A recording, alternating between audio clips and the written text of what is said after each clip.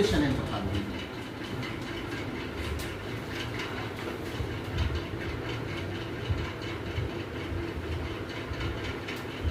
যে দুদিন পরে আমাকে ফোনে একটু জানাস তোর মা কেমন আছে।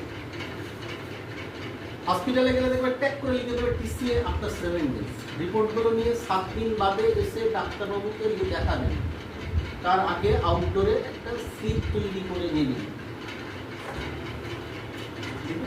তো ওটা ইভ্যালুয়েশন, ডাক্তার দেখতে চাইছে কতটা সিমটমেটিক রিলিফ হলো।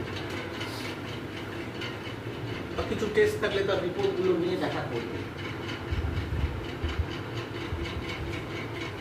তাহলে এখানে শুরু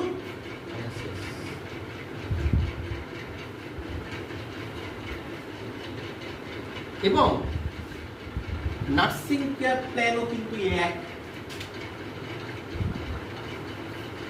নার্সিং কেয়ার প্ল্যান এক, subjective assessment, objective assessment, diagnosis, planning, implementation, evaluation. পেশেন্টকে জিজ্ঞেস করবে কেমন আছেন, ধরো জ্বরের কেমন আছেন জিজ্ঞেস করবে, করার পর তার এইসব মাপবে, টেম্পারেচারটা দেখাবে রাইজেস আছে অথবা নর্মাল আছে অথবা ডাউন আছে, এগুলো দেখাবে, দেখিয়ে ডাক্তারবাবুকে জানাবে, ডায়াগনোসিস করবে যে হাই ফিভার, প্ল্যানিং করবে যে তো কি medication, to give the medication, antibiotics, analysis এগুলো দিতে হবে, ডাক্তারবাবু দিতে দিয়ে গেছে।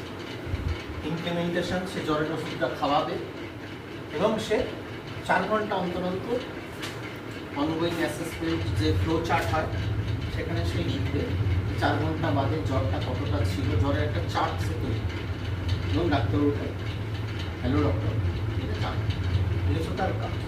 মানে নার্সিং কেয়ার প্ল্যানের মধ্যেও কিন্তু এই স্টেপগুলোই ফলো করা।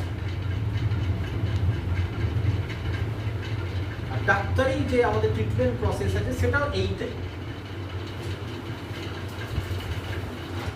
একই প্রসেসে কিন্তু এটা একটু মাথার মধ্যে